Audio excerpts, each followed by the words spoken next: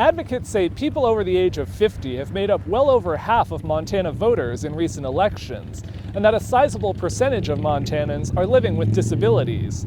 They're hopeful that during this year's elections, those groups' voices will be heard. These candidates are recognizing these issues as big issues, and they understand that the disability community is large and has a huge impact on shaping policies. Candidates would be very, very wise to listen to the issues and concerns of the 50 plus if they want to win in November. Last week, AARP Montana released a survey conducted by a bipartisan polling firm. In addition to voters' preferences in political races, it also laid out top priorities for voters 50 and older. Many pointed to issues like immigration and inflation, but Social Security, Medicare and Medicaid, and property taxes also stood out. AARP Montana State Director Tim Summers says Social Security has been even more top of mind in Montana than other states they've polled. Look, we're a rural state, and so many of Montanans 65 and older do rely on their Social Security, and that is a big factor in their monthly considerations for prices, etc., and the amount they spend.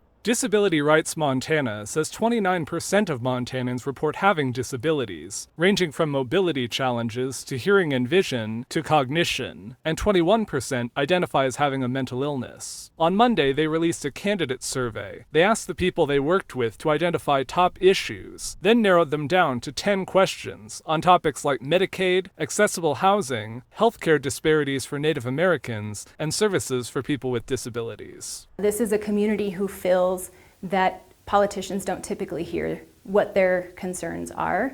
And I think that's why there was so much participation from the community. We're now just over a month away from mail ballots going out to Montana voters, and less than 2 months away from Election Day in November. In Helena, Jonathan Amberian, MTN News.